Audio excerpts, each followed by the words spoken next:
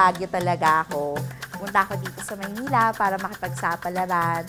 At ito nga, nandito ako ngayon sa ABS-CBN kasi dream ko talaga to. Bagets pa lang ako.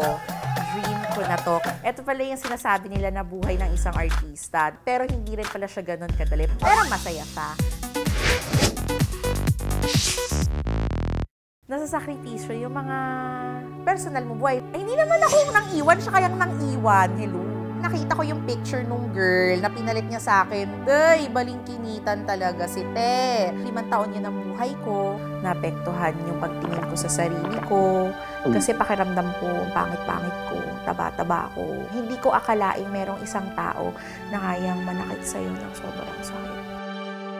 Nagpapapayat na naman ako, para hindi rin naman para sa lalaki ko, di para rin naman sa sarili ko. Sa bigat na 225 pounds, 4 na beses sa isang linggo siya kung magpapawis. Kapag nagtatrabaho ako, parang hinihingal na ako. Pag hahabulin ko yung artista, kapag tinatakbuhan ako, hindi ko na siya nahahabol. Sumasakit yung sakong ko pag matagal ako nakatayo sa preskon. Masaya naman ako na segment producer ako dito. Nandito na ako. Nabigyan na ako ng pagkakataon. Ito na lang ang sabihin ko.